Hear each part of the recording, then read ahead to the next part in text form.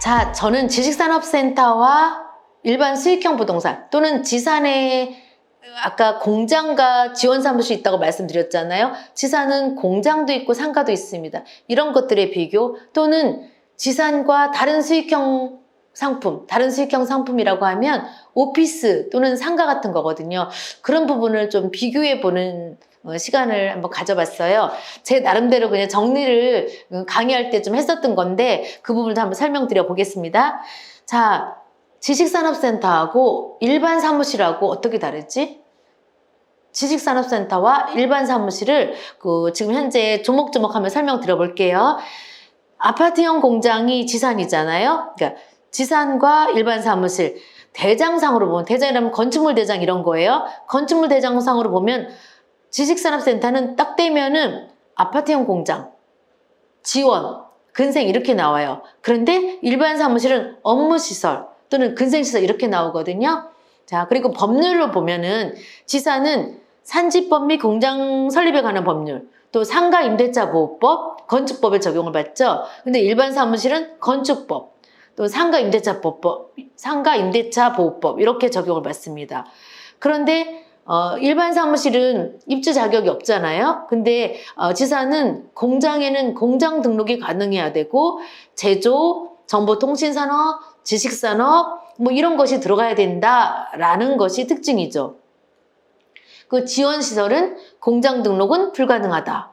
그리고 그치만 입주하는 데는 별 제한이 없다라고 보시면 되고요.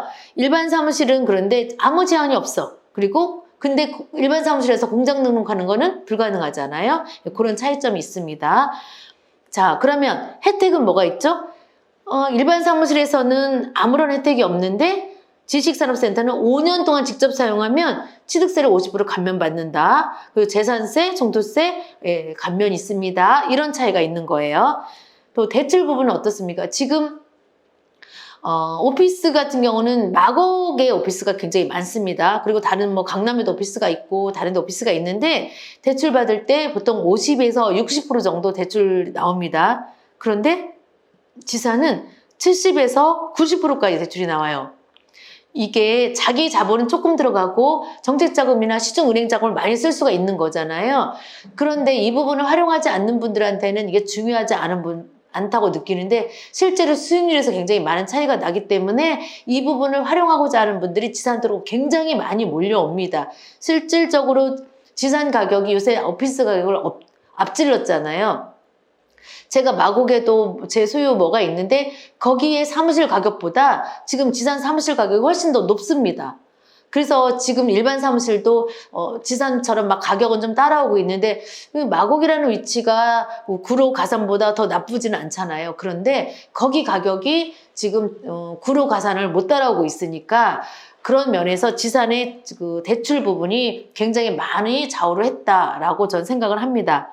그리고 임대사업 부분에서 보면 일반 사무실은 임대사업을 하든 말든 관계가 없잖아요. 아무나 사서 임대업을 할 수 있잖아요. 근데 지산은 공장은 입주 가능한 사람만 또 실사용자 원칙이기 때문에 그런 부분이 있고 지원은 제한이 없다. 근데 이 부분에서 또 이 영상만 딱 보고 산업단지가 아닌 곳은 임대가 가능하잖아요 라고 말하실 분이 있기 때문에 저는 제 영상을 다 봐주신 분만 알 수 있을 것 같은 생각이 듭니다.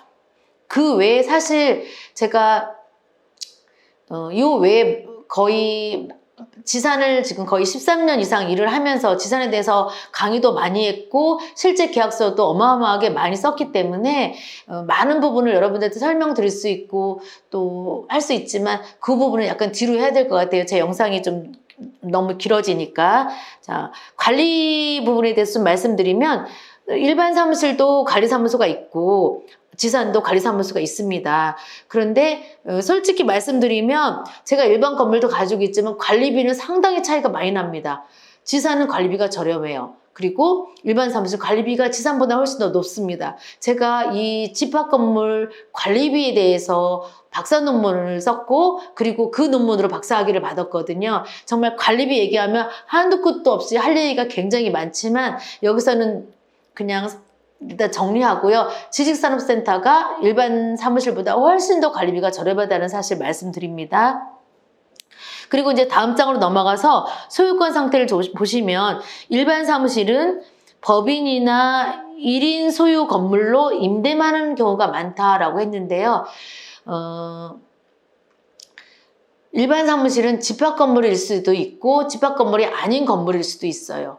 근데 지사는 거의 다 집합 건물입니다. 아니 거의 다가 아니고 집합 건물이어야만 된다고 제가 1장에서도 말씀을 드렸거든요. 그런데 그 전체를 전부 다 임대 놓는 임대 전문 지산 건물도 있습니다. 구로 가상에서 말하자면 뭐 J플라츠 같은 경우는 전체를 전부 다 임대만 놓거든요. 그렇게 하는 건물도 있는데 이게 일반 건물에 가서 지산이 아니고 일반 건물에서 어떤 큰 회사에서 어떤 대형 회사에서 임대만 놓는 건물로 우리가 임차를 들어가잖아요. 거기 관리비 상당히 비쌉니다. 일반 오피스 건물, 일반 집합 건물 오피스보다 훨씬 더 비쌉니다. 그래서 그 관리비는 일종의 제2의 임대료예요. 그래서 관리비 때문에 지산으로 넘어오는 회사가 상당히 많다는 부분을 알려드립니다. 그리고 투자 금액도 말씀드리는데요. 일단은 일반 오피스 건물에서는 투자하려고 하면 그게 작게 잘라져 있는 게 좀 드물어요. 지금 지사는 섹션 오피스까지 뭐 출동한 상태이고 라이브 오피스도 나오고 그러기 때문에 그 또 한 칸 작게 자르기 때문에 투자 금액이 적고 또 LTV가 기본적으로 우리가 70%까지는 거의 대출을 해주기 때문에 일반 오피스에 비해서 훨씬 더 투자 금액이 적어요. 그리고 황금성이 큽니다. 지산 요즘 굉장히 각광을 받잖아요. 물론 실사용자 위주 있잖아요. 참 아이러니하게 우리가 주택은 거의 공실이 없고 주택은 실소유자가 굉장히 많지 않습니까? 그것처럼 지산도 실소유자가 상당히 많아요. 실소유자 대기 소유가 많아요. 그러니까 지금 임차인들은 모두 다 대기 소유라고 보면 됩니다. 우리가 지금 임대로 살고 있는 주택에 임대 살고 있는 사람들은 나중에 내 집 갖고 싶어 하잖아요. 그거랑 마찬가지로 지금 지산 또는 오피스에서 임대로 있는 사람들은 내가 사무실 사서 사옥 갖고 싶잖아요. 왜? 투자 금액이 적기 때문에 얼마든지 갈아타기가 쉬운 거예요. 투자 금액이 커지면 내가 내 사옥을 마련하기 어려운데 투자 금액이 적기 때문에 내 사옥을 갈아타기가 쉽거든요. 그런 장점이 있어요. 그래서 내가 팔 수 있는 대상이 많은 거죠. 내 물건을 살 수 있는 수요가 많은 겁니다. 그래서 황금성이 뛰어납니다. 그리고 또 무엇보다 지금 지산이 규모가 굉장히 커지고 있기 때문에 거기엔 편의시설이 다양하게 들어가요. 편의점, 커피숍, 구내식당, 피트니스 센터, 뭐 은행, 문구점 다 있잖아요. 그런데 일반 오피스 건물에 비해서 편의시설이 다양하고 많기 때문에 굉장히 장점이 많습니다. 그리고 관리비가 저렴하다는 사실을 말씀드렸고요. 지산 관리비는 평당 보통 일반 관리비가 3,000원에서 5,000원. 정말 제가 구로 가산의 지산 120동을 관리비 조사를 다 했어요. 정말 인력을 사서 리서치 회사를 사서 논문 쓰려고 관리비 조사 다 했거든요. 지산 관리비가 훨씬 더 저렴합니다. 일반 관리비보다. 그리고 시설적으로 일반 건물에서 전기 사용하려면 불편해요. 많이 사용하기 어려워요. 수도 사용하기 불편해요. 탕비실 가려면 돌아서 화장실 쪽으로 가야 되잖아요. 그런데 지사는 호실까지 수도가 들어온 경우가 많고요. 호실까지 도시가스가 들어온 경우도 있어요. 요즘 짓는 것들은 복도까지만 들어오지만 도시가스 들어온 경우도 있고 어쨌든 전기 용량 크게 빼고 그렇죠? 그러니까 편리한 게 편리한 시설을 이용할 수 있도록 구조가 되어 있기 때문에 훨씬 더 장점이 크다라고 생각이 듭니다. 그리고 일반 오피스에서는요. 그 동종업종 들어가는 부분이 별로 없잖아요. 별의별 회사들이 다 들어가잖아요. 근데 지산 부분은 약간 동종업종이 모이는 효과가 있습니다. 그래서 같이 업무 협조를 하거나 커뮤니티가 형성이 돼요. 이게 커뮤니티가 없는 건물도 분명히 있긴 있지만 오래 있을 수 있잖아요. 자기 건물이면 오래 있을 수 있잖아요. 오래 있는 사람들이 계속 있으면서 커뮤니티가 형성되는 거거든요. 그 건물의 임차인도 그 건물을 사고 싶어 하고 그 건물을 사게 되면 다시 거기서 커뮤니티가 형성되고 그래서 각종 커뮤니티가 굉장히 많이 있습니다. 이런 부분도 다음에 길게 제가 어떤 강의에서 할 때 좀 더 자세히 설명드릴 수 있도록 하겠습니다.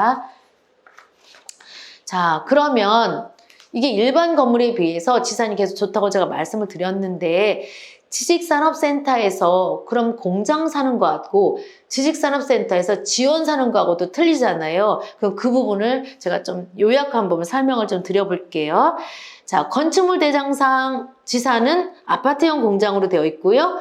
지원은 사무실, 근생시설, 기숙사 이렇게 되어 있어요. 어떤 데는 오피스라고도 되어 있습니다. 가격면으로 볼 때 아파트형 공장이 업무시설보다 조금 더 저렴합니다. 예. 그런데 지금은 아파트형 공장 선호하는 사람들이 굉장히 많으니까 그러니까 지산 중에서 공장을 선호하는 사람들이 굉장히 많아지고 있는데 어쨌든 그래도 업무시설보다는 저렴해요. 우리가 산업단지 같은 경우는 업무시설은 누구나 사볼 수 있기 때문에 굉장히 많은 사람들이 달려듭니다. 그래서 일반 공장보다 평당가가 훨씬 더 높아요. 그러니까 임대료도 조금 더 높게 놓고요. 그리고 임차 들어오는 사람도 다양하기 때문에 임대료 조금 더 받을 수가 있어요. 그런데 산업단지가 아닌 지역에서는 업무시설하고 그 공장하고 차이가 그렇게 크지는 않아요. 비슷하게 가기도 하거든요. 산업단지 내에서는 업무시설이 훨씬 더 높고 추구하는 사람도 굉장히 많지만 산단이 아닌 지역에서는 비슷한 추세로 간다라고 생각하시면 되겠습니다. 혜택 부분에서 차이가 있잖아요. 또 혜택이 아까 말씀드렸듯이 아파트형 공장은 취득세 감면, 그렇죠? 재산세, 뭐 종토세 감면, 뭐 이런 부분이 있잖아요. 그런데 업무시설은 혜택이 없는 거예요. 지산에 입주했다고 모두가 혜택이 있는 거는 아닙니다. 그리고 대출 받을 때 차이가 있어요. 대출 받을 때 아파트형 공장으로 오는 사람들만 아까 85%, 뭐 90% 능력에 따라서 많이 받을 수 있고 지원에 오는 사람들은 그렇게 많이 받지 못해요. 60에서 70% 받는데 70%는 받습니다. 그런데 여기서도 일반 오피스보다는 많이 받아요. 여기 상가도 일반 상가보다 많이 받아요. 그러니까 지산으로 들어온다는 것 자체가 관리비 저렴한 거 말고도 대출도 훨씬 받을 수 있다. 공장이 아니라 할지라도 이런 장점이 있습니다. 자, 그리고 임대사업에서 아까 공장은 일단은 실사를 받아야 된다고 산단은 실사 받아야 된다고 말씀드렸고 산단이 아니어도 원칙은 실사용자 원칙이라고 말씀드렸잖아요. 근데 업무시설은 지원시설은 그 부분이 해당 사항이 없습니다. 제가 말을 빨리 하다 보니까 업무다 지원이다 막 이렇게 말하는데요. 업무시설도 지원입니다. 그래서 일단 지사는 공장이냐 지원이냐로 나누어지고 그 지원을 부르는 이름들이 각종이다 보니까 저도 업무시설이라고 자꾸 말씀드리는데요. 그냥 지원으로 보시면 되겠습니다. 그리고 주 업종이 공장에는 일반 제조 공장과 또 정보통신업, 소프트웨어 개발, 연구개발 등 이런 각종 것들이 들어가지만 지원에는 세무사, 법무사, 여행사, 변호사, 관세사 뭐 이런 식으로 이런 업종, 자격증을 가진 업체들 이런 업체들이 많이 들어가고요. 은행이나 또 무역하는 회사들 그리고 보험 업종들도 들어갑니다. 근데 실질적으로 보험 회사에서 허가 내주는 거는 안 해주고 있는 경향이 있고요. 그 보험 회사들 들어오는 경우는 조금 또 다른 이름으로 이렇게 허가를 해서 들어오는 상황입니다. 그래서 보험 회사 자체에서 지산을 아직은 이렇게 뭐 인정하지 않는다? 약간 이런 경향이 있고 다른 구로 가산해서는 보험회사가 좀 안 들어옵니다. 그리고 그 보험회사로 들어오는 케이스는 약간 다른 형태의 이름으로 들어와서 보험 명업을 하고 있다라고 생각하시면 되겠어요. 자, 그 다음에 다음 페이지에서 또 보겠습니다. 산업단지와 산업단지가 아닌 것을 제가 다시 비교해서 설명을 드리면 대장상으로 건축물 대장상으로는 지식산업센터다 그러면 별 차이가 없어요. 산업단지나 산업단지 아닌 거나 큰 차이가 없어요. 근데 가격은 산업단지가 현재는 가격이 조금 더 저렴해요. 산업단지는 지금 금천구와 구로구가 가격이 좀 더 저렴하잖아요. 그건 땅값이 산업단지 아닌 곳이 더 비싸기 때문에 그래요. 산업단지가 아닌 곳은 뭐 물레동이든 당산이든 가격이 산업단지보다 훨씬 더 비쌉니다. 땅값이 비싸기 때문에 비싼 가격으로 땅을 팔면 당연히 공장 분양가가 훨씬 더 비싸지는 거예요. 그래서 성수동이 땅값이 지금 뭐 1억이 넘지 않습니까? 그러니까 그 가격으로 분양하기 때문에 분양가가 뭐 2,500, 600 하는 거고 또 땅값이 뭐 5천만 원이다, 6천만 원이다 하는 지역에서는 그 가격대로 분양하기 때문에 가격이 또 그 가격에 합당한 가격이 나오는 거고 아직 산업단지는 땅값이 뭐 한 4천만 원에서 3,500에서 4천 이런 정도 하기 때문에 그 가격으로 기준으로 해서 이제 가격이 분양가가 형성이 되는 것입니다. 그래서 입주 가격은 산단이 훨씬 좀 낮은 상태다라고 말씀드립니다. 그리고 입주가 적격한지의 여부는 산단은 실사라는 제도가 있기 때문에 일단 그 부분을 따지고 들어간다라고 생각하시면 되고요. 산단이 아닌 곳은 그 부분은 지금 굳이 제한을 하지 않는다. 그리고 세제 혜택 부분에서는 동일합니다. 대출 부분도 동일합니다. 임대사업 여부는 통과하느냐 안 하느냐, 공장 등을 통과하느냐 안 하느냐 하는 그 부분에 따라서 임대사업이 되고, 산단 이외의 지역은 그냥 임대사업 할 수 있습니다. 감면했던 부분만 추징하게 되면 임대사업 할 수 있습니다. 그리고 주 업종도 똑같습니다. 산단이냐 아니냐에 따라서 어느 것이 들어가는지는 똑같습니다. 매매할 때 차이가 있죠? 매매할 때 일반 산단이 아닌 곳에서는 그냥 매매를 할 수가 있지만, 산업단지 내에서는 관리공단에 입주책을 해야지만, 그래서 처분신고서가 있어야지만 매매를 할 수 있다라고 생각하시면 됩니다. 그게 가장 큰 차이가 있는 거죠. 자, 그 다음에 상가하고 공장 부분에 대해서 좀 설명드릴게요. 지금 아파트형 공장의, 그러니까 지산의 상가 부분은 약간 공장보다 좀 덜 팔리는 추세예요. 그런데 예전에 지금 이제 주 5일 근무하고, 그러니까 이제 직장인들이 지산에 머무르는 시간이 좀 짧아졌지 않습니까? 근데 그래도 일반 공장보단 나아요. 일반 건물들이 24시간 영업을 하지 않기 때문에 모두가 다 퇴근하는데, 지산은 그래도 24시간 영업하는 회사들도 굉장히 많이 있거든요. 그런데 할지라도 주 5일 근무하기 때문에 상가들은 좀 타격을 많이 입게 됐어요. 그래서 예전에 잘 나갔을 때는 정말 상가를 하나 받으려면 지산을 여러 개 사야지만 상가를 하나 줬었거든요. 특히 상가가 잘 나가는 상가가 있습니다. 편의점이나 부동산이나 커피숍이나 이런 상가 독점 받기 위해서 막 줄을 섰거든요. 이런 거 독점 상가를 받으려고 하면 지산을 여러 개 받아야지만, 한 개층, 두 개층 이렇게 받아야지만 상가를 살 수가 있었어요. 근데 지금은 상황이 좀 달라졌습니다. 지금은 상가들이 주 5일 근무제 이런 것 때문에 문제가 돼가지고 상가가 잘 안 나가요. 특별한 상가 이외에는 특별한 상가만 나갑니다. 제가 좀 전에 말씀드렸던 독점 상가만 잘 나갑니다. 그래서 독점 상가 이외에 다른 상가가 살짝 애물단지가 됐어요. 그래서 지금은 어떻게 합니까? 지금은 공장이 너무 잘 나가잖아요. 없어서 못 하잖아요. 근데 지금은 별의별 사람들이 다 아파트 투자 막히고, 자금은 유동 자금 많아가지고 돈은 많고, 그러니까 지산으로 엄청 많이 몰려들고 있는 상황이에요. 근데 이 사람들이 와서 공장 사고 싶은데 지금은 상가를 오히려 끼어 팔게 할 정도예요. 그래서 상가가 좀 덜 나가는 상황입니다. 그래서 지산하고 상가하고 좀 구분해 보면, 투자 금액으로 봐도 상가가 좀 덜 나가긴 하지만 상가는 아무래도 1층, 2층에 차지하다 보니까 금액이 비싸요. 1층 상가라는 건 그것은 땅값을 완전 반영하고 있기 때문에 상가 가격이 쌀 수가 없거든요. 그래서 상가가 비싸기 때문에 아주 작게 상가를 자르지 않는 한은 투자 금액이 많아집니다. 대출도 덜 나오고, 그래서 투자 금액에 좀 차이가 있어요. 지산이 훨씬 더 투자 금액이 적은 겁니다.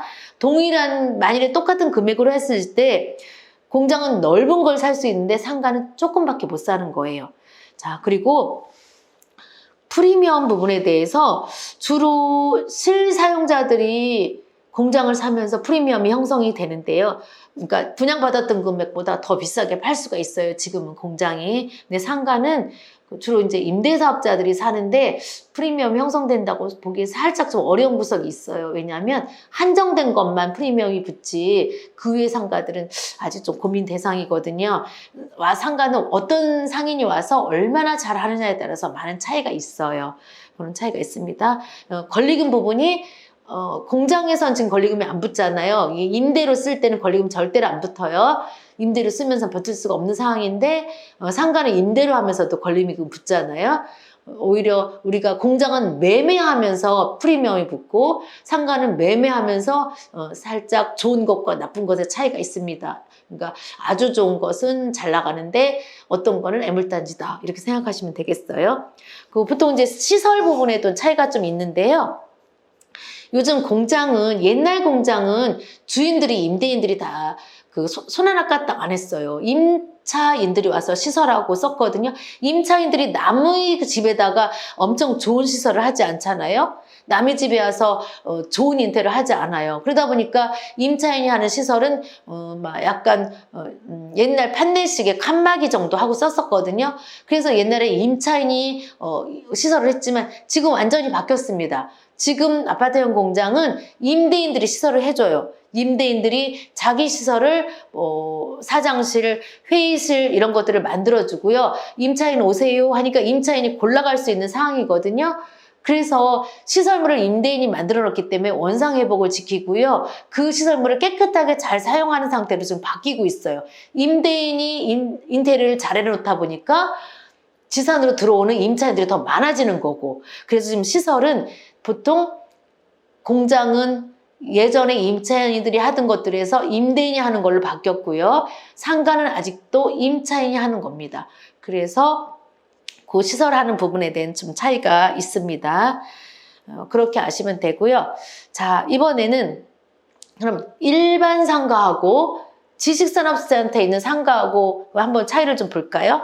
자, 보통 일반 상가는요, 상권을 좀 보거든요. 역세권이냐, 유동인구가 많으냐 이런 거 보잖아요. 지식산업센터는 그건 차후 문제예요. 그게 좋다 할지라도 그거는 거의 역세권에 있는 건 어쩔 수 없이 좋다는 건 제가 인정해요. 역세권에 있는 거는 역세권으로 모여서 사람들이 거기서 밥 먹다가 퇴근하고 술 먹다가 퇴근하고 그 정도 부분이거든요. 근데 그거보다 더 중요한 건 건물의 규모예요. 건물이 큰 규모에서는 거기에 다양한 업종이 들어가잖아요. 그 건물은 좋은 회사들이 입점하고 좋은 회사들이 거기 상가를 살려주거든요. 그래서 역세권도 중요하지만 규모가 굉장히 중요해요. 그래서 지산에 좋은 규모, 큰 규모에 들어가서 좋은 세입자들이 모인 곳에서 장사를 하게 되면 거기에 우량한 회사가 들어오면 상가도 굉장히 잘 되는 경향이 있습니다. 그래서 상권을 보는 게 좀 달라요. 유동인구가 중요한 것이 아니고 규모가 중요하다라고 말씀드립니다. 그리고 투자 금액이 좀 다르죠. 일반 상가는 지역에 따라서 상가 가격이 다르잖아요. 그리고 대출이 좀 적게 나오잖아요. 지산은 업종에 따라서 투자 금액이 좀 다른 거예요. 그래서 뭐 커피숍이다 뭐 이런 건 대출 많이 나옵니다. 그리고 임대인 자체도 지산으로 들어오면 일반 상가보다 훨씬 대출 금액이 많이 나와요. 그래서 이런 장점이 있으니까 지산 상가하고 일반 상가하고 비교해서 들어오시면 돼요. 자, 그리고 영업일수는 일반 상가하고 지산하고 거의 비슷한 것 같기도 하지만 지산은 좀 야근하는 회사들도 조금 더 많이 있고 출입이 제한하지 않아요. 24시간 명절에도 일하거든요. 그래서 그런 영업일수는 좀 차이가 있는 것 같습니다. 그런데 이런 것도 있어요. 일반 상가는 상권이 많이 발달된 곳에서 일하다 보니까 좀 늦게까지 일하고 쉬는 날에 뭐 어떤 경우는 주말 상권이 되기도 하잖아요. 근데 그 지식산업센터 같은 경우는 되게 선호하는 경우가 많아요. 오늘도 제가 커피숍 때문에 상담을 했었는데 이런 데 식당이나 이런 데에서 커피숍들은 주말을 자기가 손님이 없는 대신 자기 시간을 활용할 수 있기 때문에 젊은 사람들이 더 많이 선호해요. 젊은 사람들은 오히려 집에서 밥을 먹을 수 있는 거죠. 가족들과 함께 할 수 있는 시간이 주어지기 때문에 지산의 입점에서 평일날은 열심히 일하고 저녁 때는 일찍 가고 또 밤에 가서 쉴 수 있고 주말에는 가족들과 아기들과 함께 할 수 있고 이렇게 하는 사람들을 바뀌는 거예요. 그러니까 지산에서 일했던 사람들이 나는 밤새 영업을 해도 돈만 벌고 싶어. 이런 사람들이 왔다가 지금은 상황이 바뀌어서 나는 정말 가족과 함께 하고 싶어. 그리고 평일엔 열심히 일하고 주말엔 쉬고 싶어 하는 그런 젊은 상인으로 바뀌고 있기 때문에 그런 점에서는 좀 좋은 것 같아요. 그리고 이제 프리미엄 부분 얘기하면 그 일반 상가는 어떤 상권이 좋아요. 좋은 프리미엄이 있잖아요. 근데 지산은 주요 업종에 따른 프리미엄이에요. 커피숍이다, 부동산이다, 약국이다, 뭐 이렇게 업종에 따른 프리미엄이 형성이 됩니다. 또 권리금은 임차인의 역량에 따른 권리금이 중요하잖아요. 근데 지산도 임차인의 역량도 중요하고 주요 업종에 따른 권리금이 굉장히 중요하다라고 말씀드립니다. 또 보증금은 우리 일반 상가는 보증금이 너무 높잖아요. 일반 상가는 보증금이 높습니다. 그런데 지식산업센터는 좋은 게 보증금이 점점 낮아지는 경향이 있어요. 왜냐하면 지산 자체가 지산의 공장이 대출이 많이 나와서 80%, 90%까지 받으니까 대출이 많으면 아무래도 들어온 손님들이 좀 기피하잖아요. 그러다 보니까 상가도 대출이 좀 많이 나오는 경향이고 지산에 일반적으로 보증금이 낮은 게 상가까지 영향을 미쳐서 옛날에는 상가는 뭐 보증금 1억 내라 이런 게 지금 점점점 낮아지고 있어요. 그러니까 지산은 말하자면 월세가 500이다. 그러면 보증금이 5천이거든요. 공장이.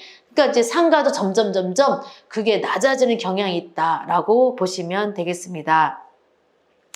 그리고 이제 시설비가 일반 상가는 모든 시설을 임차인이 하잖아요. 그리고 이제 뭐 렌트프리가 적용되고 그런 것들이 많잖아요. 렌트프리는 뭐 상황에 따라 다르지만 모든 시설이 임차인이 하는 건 자명합니다. 그런데 지산은 임차인이 하는 건 맞는데요. 가끔씩 냉난방을 임대인이 해주는 경우도 있어요. 왜냐하면 지산 자체를 처음서부터 냉난방이 제공되는 건물도 있거든요. 또는 뭐 임대인이 제공해주기도 합니다. 그래서 임차인이 들어오기가 더 좋은 구조입니다.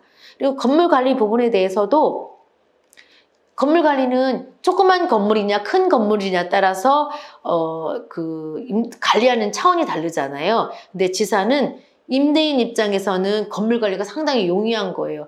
건물 자체가 크기 때문에 건물 관리를 관리사무소에서 다 해주잖아요. 임차인이 뭐 관리비를 납부했다 못했다, 임차인이 무엇을 훼손했다 안 했다, 임차인은 어떤 일이 있다 이런 것들을 다 관리를 해주잖아요. 그런 차원에서 건물 관리 굉장히 쉽기 때문에 투자하기에 굉장히 용이한 상품이다라는 부분을 말씀드립니다. 제가 지산에 대해서는 여기까지 말씀드릴게요. 그 외에 사실 오피스텔과 기숙사도 또 소개해드리고 싶고 분류해드리고 싶고 한데 제가 한정적이네요. 이 타임이. 그래서 다음 시간에 또 어떤 다음에 기회가 있을 때 오피스텔과 기숙사 부분도 설명을 따로 한번 해드릴게요. 오늘은 여기까지 하고요. 자, 다음 시간에는 아예 이제 지식산업센터의 장점에 대해서 또 제가 그 전망에 대해서 마지막으로 또 한번 설명드리도록 하겠습니다. 잠깐만 쉴게요.